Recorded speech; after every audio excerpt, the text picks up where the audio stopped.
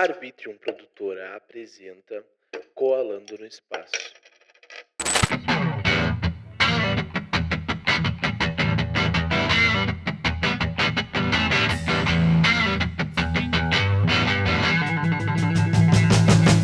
E aí, meus amigos, tudo bem com vocês? Eu sou o Will e estamos começando mais um episódio do podcast Colando no Espaço, o podcast que vai até você, não importa da forma que for. O que importa é que a gente vai conversar e trocar uma ideia, porque pessoas conversando acabam trocando ideias e assim a gente evolui e vai pra frente, né? E hoje eu trouxe uma pessoa que gosta muito de futebol, trocar uma ideia com ele sobre a questão do futebol feminino que tava por aí também, né? Do futebol de São Paulo, do futebol do Brasil inteiro e do futebol internacional também. Por mais que eu não seja tanto do futebol, vamos conversar um pouco sobre futebol, né? Hoje eu trouxe aqui o Frank Fortes. Tudo bem? Tudo bem, Will.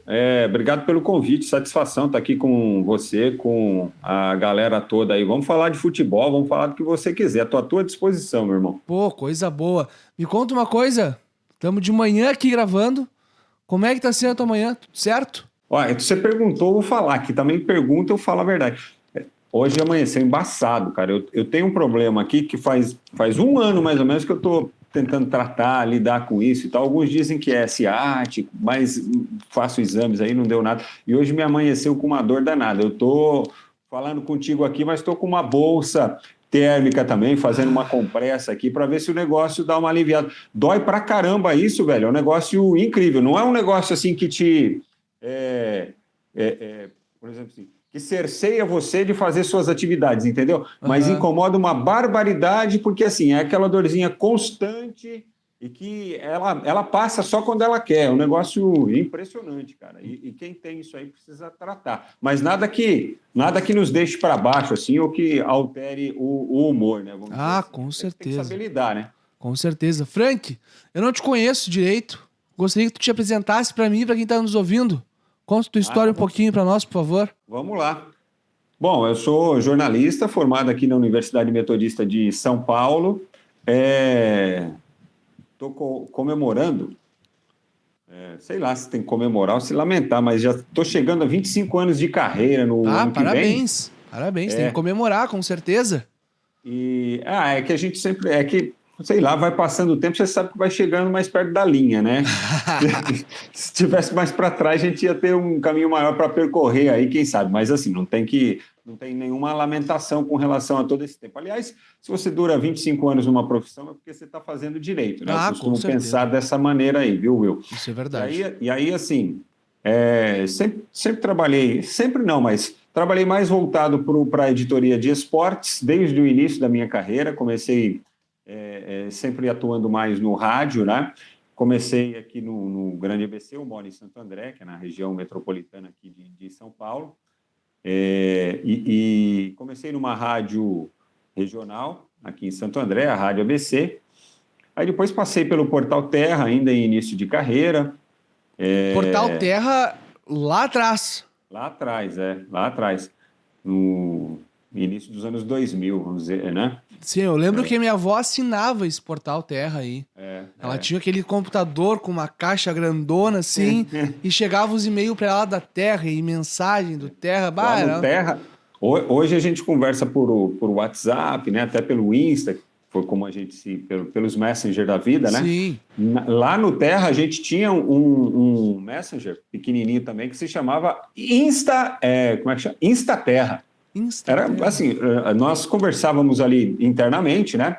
E era São Paulo, Porto Alegre, Espanha, todo mundo ali naquele... Meu Deus. Era uma conexão interna que a gente tinha, mas já do jeito que as coisas funcionam hoje, só que ela funcionava ali só no nível da empresa mesmo, né? Claro. Você é de Porto Alegre, você sabe, o Terra era muito forte aí no começo dos anos 2000. Era. Um grande escritório aí de redação e tudo mais, a gente fazia muita coisa conjuntamente. Fiquei 2 anos lá no Terra, até em 2004 eu fui para a Rádio Bandeirantes, aqui de São Paulo, trabalhei muito com amigos do Rio Grande do Sul também, grandes companheiros aí à época da Rádio Bandeirantes, né, de Porto Alegre, como o Chico Garcia, que está em São Paulo hoje, o Jason Lisboa, que está por aí também. Nossa, tanta gente boa que se eu ficar falando aqui, Marcelo Salzano, Simon, nossa, o Simon, nossa, tanta gente boa, cara, aí de Porto Alegre que hoje eu tenho orgulho de dizer que são meus amigos, que fazem parte dessa história que a gente O Osiris construiu, Marins, né? tu conhece? O Osiris eu conheço de nome, falei muito pouco com ele, mas é um grande profissional também, né? Sim, é um pai de um grande amigo meu aí, Eduardo Schuller, da banda Colomia aí que tá... Extremamente gabaritado, uma referência também do jornalismo gaúcho para todo o Brasil, né? Claro. E aí ali na Bandeirantes fiquei basicamente 14 anos, né? Boa parte aí da minha carreira.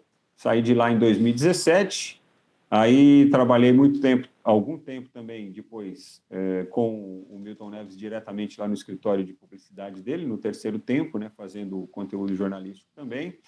E tenho, nessa minha história, passagens pela TV Record também, fazendo o campeonato estadual no ano passado, fazendo jornalismo investigativo lá durante um período, né? Períodos mais curtos, né? Aqueles chamados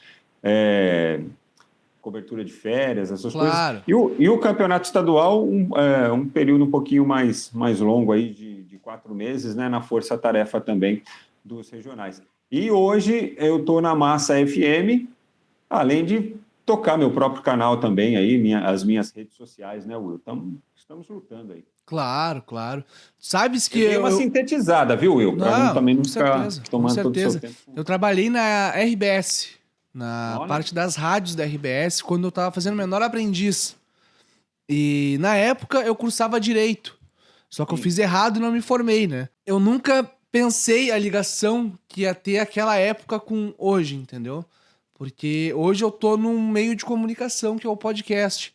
E na época eu estava no meio de comunicação, então eu aprendi muitas coisas lá com grandes nomes da rádio, né?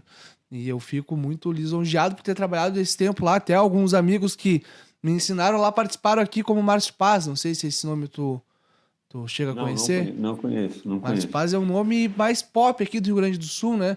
Participava da Rádio Itapema, das rádios mais jovens, assim, aqui do estado. Mas e eu quero te fazer uma pergunta. Tu me falou que tu gosta de futebol também, que tu acompanha futebol, tu acompanhou o campeonato do ano passado. E eu quero saber, ontem a gente teve uma lamentável notícia, né? De ver que a seleção acabou empatando no futebol feminino e não se classificou para a segunda etapa da Copa do Mundo de futebol feminino. Eu quero saber um pouco da tua opinião dessa trajetória da seleção brasileira. Eu quero saber o que tu achou do brasileiro acompanhando a seleção. Tu acha que podia ser melhor? Tava legal? Ou muitas pessoas ainda tiveram aquele machismo estruturado falando mulher não sabe jogar futebol? Eu tenho uma visão que é assim, eu gosto muito do futebol feminino, principalmente pela luta dessas mulheres de lá de trás para transformar o futebol feminino em algo profissional para elas mesmo, né? E pelo fato assim, delas estarem lutando para fazer algo que elas gostam. E o fato de você ter uma modalidade, para mim, assim, é uma modalidade, né, o futebol, só que como a gente está muito habituado ao futebol masculino, quem não acompanha vai assistir o futebol feminino com a mesma expectativa que ele vai para assistir um Grenal, por exemplo, do futebol masculino. E você não vai ter a mesma entrega. Porque é a mesma modalidade, mas são coisas diferentes. O jeito da mulher, o estilo da mulher é diferente e, assim, a evolução do futebol feminino no Brasil com relação ao masculino, ela está anos-luz atrasada. Aqui, o nosso futebol feminino, por exemplo, Will, ele não tem uma formação de base, basicamente. Né? É verdade. As nossas meninas, as que estão jogando hoje, elas não começaram a jogar como os meninos, que com 7, 8 anos estão em escolinhas. Antes, no meu tempo, a gente jogava futebol na rua mesmo, tinha os campinhos e tal, a gente fazia uns campinhos nos terrenos aqui da Eletropaulo, que é a Light aqui, a empresa de iluminação pública, né? A gente fazia campinho debaixo da fiação ali da empresa de iluminação pública, porque terreno era grande, né? E tudo, e a gente fazia aqueles campinhos ali. Ali a gente aprendia a jogar futebol, a gente aprendia a cair, dividir uma bola, se machucar, cair, levantar, como diz até uma música aí. As meninas, elas não tiveram isso, essas meninas que estão hoje jogando. Então, elas não tiveram uma formação de base do futebol. Não é só a seleção feminina que tem problemas com relação à formação de base. Se a gente acompanha uma partida do futebol feminino, a gente vai ver que outras seleções também têm. Então, assim, é normal que você veja no futebol feminino erros até primários que você não vê no futebol masculino. Mas não é assim, porque as meninas elas não sabem jogar bola, para falar a linguagem mais popular. É uma questão de formação lá da base. E que hoje a gente tem condição de dar essa estrutura para as meninas. Não num nível assim que elas mereçam, que poderia estar. Por exemplo, o meu filho faz futebol no final de semana. Ele tem 8 anos. Então, assim, no sábado e no domingo ele tem 2 horas de escolinha. 1 hora no sábado, 1 hora no domingo. O que é o diferencial hoje da escolinha do meu filho, de 8 anos? As meninas podem participar tal e qual. Então, no grupo dele, tem 4 meninas. Elas vão lá e treinam com os meninos. E por que elas fazem isso? Porque não tem um grupo só de meninas para fazer o treinamento, para fazer a atividade. Mas hoje, pelo menos, elas podem treinar junto com os meninos. Isso é do machismo estruturado, né? Deixar o futebol só para os homens, o que não é verdade. Uhum. Então, a gente está aos poucos conseguindo superar isso. Só que a gente precisa melhorar? Evidentemente que precisa. A gente precisa oferecer para essas meninas, para essas 4 que estão lá no grupo, de 7, 8 e 9 anos, a gente precisa oferecer para elas que elas tenham um grupo só de meninas para que elas possam evoluir juntas. Porque às vezes elas não podem, não conseguem, e não é possível acompanhar 4 meninas com mais 10, 12, 15 meninos lá. Sim, fica desparelho, né? Não tem. Mas eu acho que a gente pode chegar a esse ponto. Porque hoje a gente já está num ponto que nós nunca tivemos, que é a possibilidade dessas meninas pelo menos treinarem no futebol. Porque antes elas gostavam e tal, mas elas iam começar a treinar com 14, 15, 16 anos. Você perdeu uma parte da base, né? Então, a partir do momento que a gente começar a melhorar essa estrutura de base para o futebol feminino, a gente vai reparar que, não que o futebol feminino venha a ser igual ao futebol masculino, mas a gente vai diminuir essa diferença que existe hoje nessa questão técnica do futebol feminino. Sim, sim. E o que tu achou da seleção na Copa? Foi mal. Foi bem mal, assim, do ponto de vista técnico, né? A gente, nas outras edições aí de Copas do Mundo e outros eventos, a gente reclamava de falta de apoio, falta de estrutura, falta de divulgação, né, para o futebol feminino. Nessa Copa nós tivemos tudo isso, só que aí nós não tivemos um futebol do mesmo nível dentro de campo, né? Claro. Eu fiz até uma postagem sobre isso, Will, depois está aí nas minhas redes sociais, quem quiser conferir, que bate justamente nessa tecla. Ao contrário das outras oportunidades, não faltou estrutura, não faltou incentivo, não faltou apoio. Eu vi essa tua publicação. Muito boa e realmente é verdade, porque também, se tu parar pra pensar, a Copa do Mundo foi na Austrália. A quantidade de brasileiros que estão morando na Austrália hoje em dia, teve aquele erro lá do pessoal do estádio de não deixar o hino do Brasil tocar até o final, tu conseguia ouvir os brasileiros cantando o resto do hino, né? Então, se tu consegue ouvir isso num estádio, então tem bastante gente, né? Mas...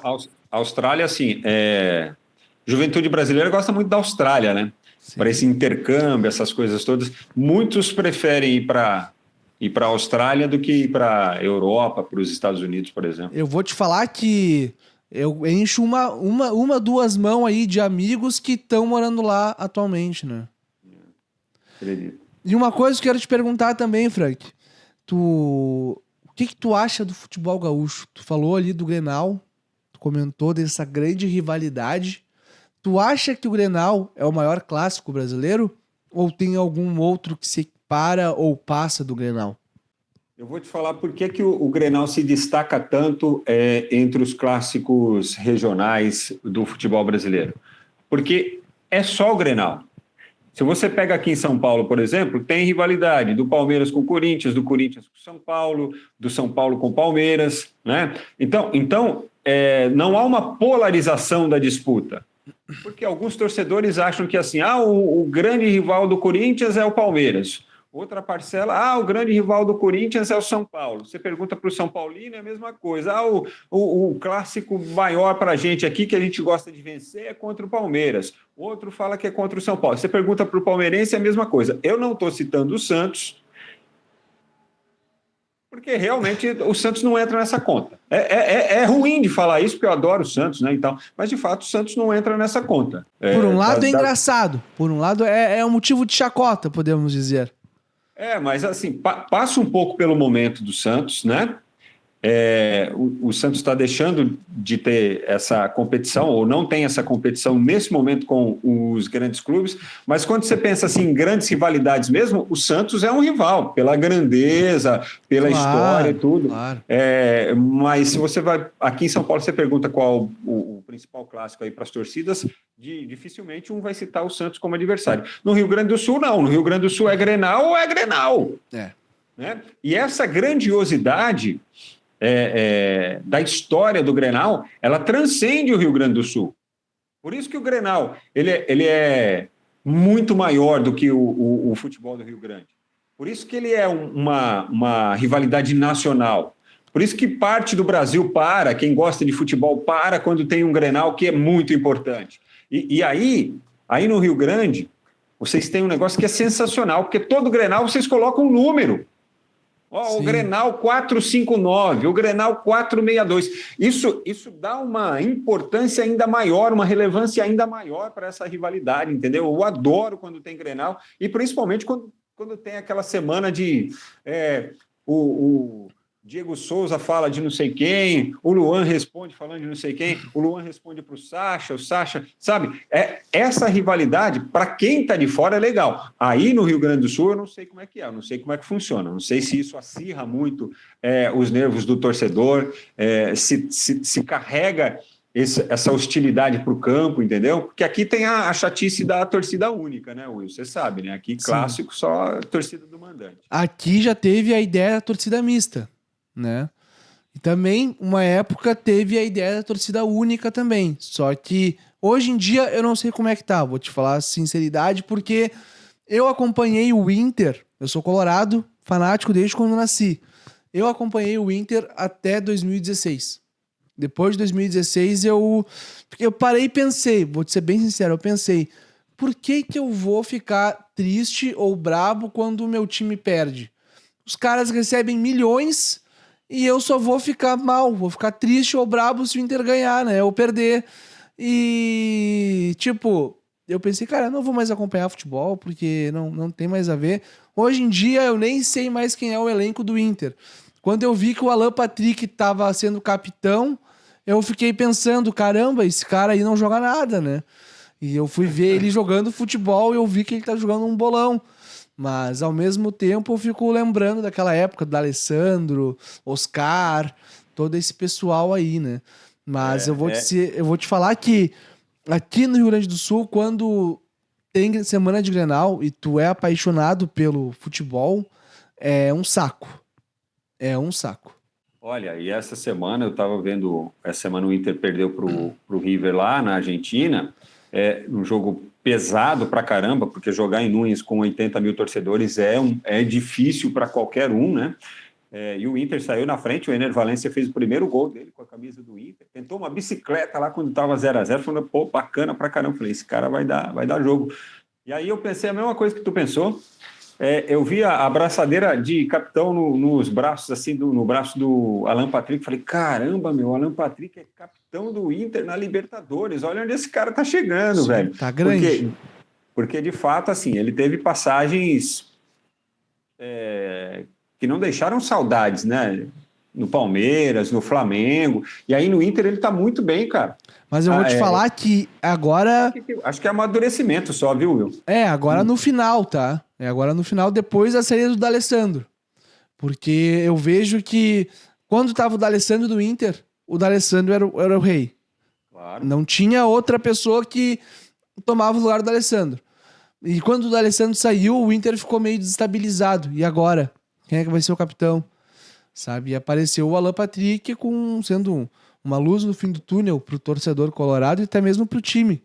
E eu fico vendo assim, ó, nesse jogo do Inter e River, eu fiquei pensando. Eu cheguei do trabalho em casa, olhei meu pai com a bandeira do Inter, todo feliz, não sei o quê. O Inter vai ganhar hoje. Eu falei, olha, não, calma, vamos ver o jogo primeiro. Daí o Inter fez o gol, eu falei pra ele, olha, isso aí tu tá comemorando antes do horário, hein? E ele, nada a ver, o Inter vai ganhar. E quando deu a substituição lá, 5 minutos o cara em campo fez o gol. 10 minutos fez o gol da virada.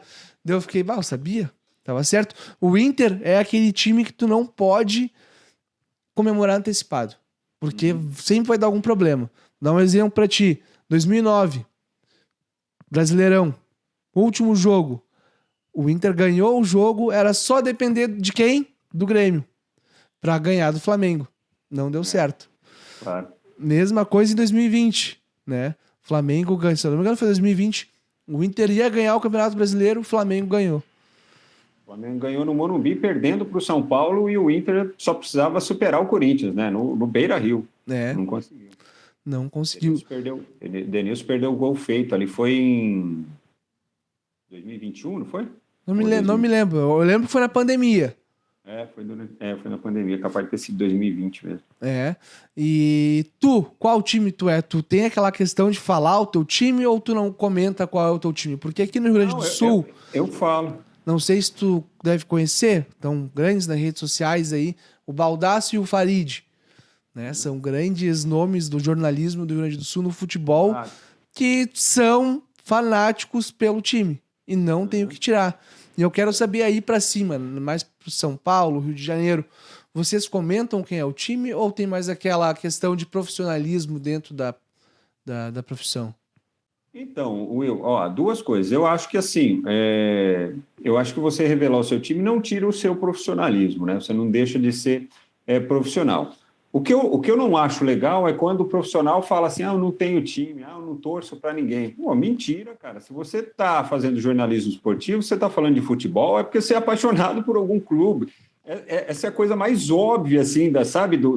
Inclusive do próprio jornalismo esportivo. Não tem como você querer falar de futebol e não gostar de um clube. E não ser apaixonado por um clube, e não ser um torcedor. O que é que te levou a querer fazer jornalismo esportivo? Não, é que eu sou jornalista e eu precisava de uma editoria para trabalhar. Balela! O que te levou a fazer jornalismo esportivo é porque ou em algum momento você sonhou em ser um jogador de futebol ou porque você gostaria de falar a respeito da tua paixão ou do time que você ama. Então, assim, para mim, o princípio básico do jornalismo esportivo é ter um time para torcer. Entendeu? Sim. Eu sou palmeirense, né? E fui revelando isso aos poucos, assim, antes mas o que mais me deixa... Tem um programa o programa que eu faço na Massa FM, o Massa FM na geral, é um programa de futebol e humor, né? E, aliás, o na geral está andando junto comigo, vai fazer 25 anos no ar aí, na Rádio Paulistana, esse ano ou no próximo aí também. Que legal. Nós estamos juntos. Eu estou com eles desde 2021, desde a pandemia. Não, desde 2019. Desde antes da pandemia. Estou junto assim diariamente. E lá, na geral, cada um tem um time. Por quê? Que é para a gente poder discutir, falar das coisas do futebol, mas também passar um pouco da visão do torcedor para a audiência, né? E é o que faz o programa ser diferente, porque a gente não deixa de falar das coisas do futebol, as coisas que são relevantes do futebol, mas a gente traz aquele chamado papo de boteco, de um ficar aloprando o outro, tirar onda quando vence, tirar onda do outro porque o outro perdeu, mesmo não sendo o seu time, né? Questionar a arbitragem, ficar naquela bagunça, o seu time só ganhou porque a arbitragem ajudou. Né? Isso aí me lembra um grande programa aqui do Rio Grande do Sul também, que é o Sala de Redação. Que eu lembro que meu avô, quando era vivo ainda, ele assistia todo dia Todo dia deitava, dava 1h da tarde, deitava na cama, botava o radinho do lado e ficava ouvindo os caras se quebrar no pau. Tipo isso. Mas assim, lá na geral, a gente faz a bagunça, mas é mais para aloprar o outro mesmo, mais para Sim. encher o saco do outro, sabe? E às vezes a gente até discute, perde um pouquinho a mão, assim, tudo, mas assim, cara, é um negócio incrível, Will, porque acabou o programa, acabou a discussão. Sim. A gente pega a mochila, sai do estúdio e vai embora, vai para casa, vai para a rua, às vezes toma uma Coca-Cola, uma cerveja e tal, e falamos de tudo quanto é coisa, menos de futebol. Continuam sendo amigos. Bom, é claro, óbvio. E é um negócio impressionante. Você fala de tudo, mas de futebol você não fala. Claro. Fala dos problemas do Brasil, fala de medicina, atendimento médico e etc. Mas futebol, cara, quando a gente está fora do ar, pouco fala. Fala de música, de cultura. Ah, coisa boa. Coisa boa. Frank, olha só. O Coalando aqui tem um tempinho um pouco mais reduzido, porque os meus ouvintes não têm saco, vou ser bem sincero, não tem saco de ficar ouvindo 3 horas, 4 horas de episódio aí. Claro, nem tá? eu. E eu quero saber de ti, tá? Já estamos aí mais da metade do ano. O que tu achou dessa primeira metade do ano e o que tu espera para essa segunda metade do ano? Do ponto de vista geral, você fala? Geral, de esporte, do que tu quiser. Agora quem manda é tu. Ah, tá bom. Não, eu acho que assim, cara, Bom, no esporte eu acho que o Botafogo é uma grande surpresa, isso aí é muito legal, né? Por tudo que aconteceu no Campeonato Carioca e etc, né? E está liderando o Campeonato Brasileiro do jeito que está. Acho que a Libertadores vai ficar com o clube brasileiro outra vez, né? Vamos continuar nessa sequência aí de conquistas na Libertadores. Acho que na Copa do Brasil a gente vai ter uma repetição da final do ano passado entre Corinthians e Flamengo, não sei em que dimensão, não sei como é que as equipes vão chegar lá, né? Aliás, vamos ver se o Flamengo... aliás, assim, os dois precisam confirmar a classificação ainda daqui 2 semanas, né? Mas precisam. Agora, para o Brasil, eu acho que assim, cara, eu acho que a gente precisa aqui esquecer um pouco essa questão da polarização de esquerda e de direita, entendeu? E pensar no bem-estar da sua família, no bem-estar do próximo. Porque hoje... quando um fala alguma coisa, o governo fez isso.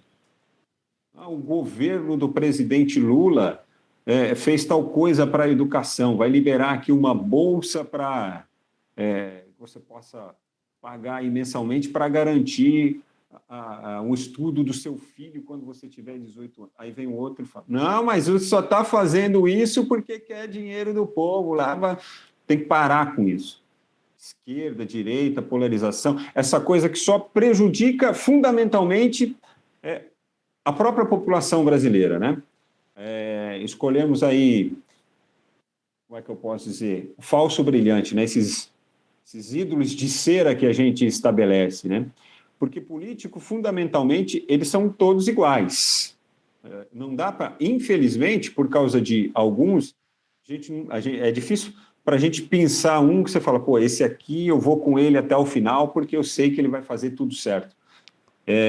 Acho que até pelo sentido da política em si, é difícil para o cara andar na linha ali o tempo todo, em 30, 40, 50 anos de serviço público dentro da política, né?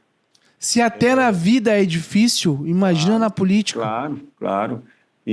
Porque, assim, Will, eu penso que a política ela deveria funcionar bem ao contrário, né? Claro. Ao invés dos caras terem os maiores salários, os maiores benefícios, eles deveriam de ser, assim, assalariados, ter poucos assessores e parar de ter jeton para isso, auxílio moradia, auxílio paletó, auxílio viagem, auxílio escova de dente, um monte de coisa que o trabalhador em si não tem, né? E assim, eles trabalham para nós.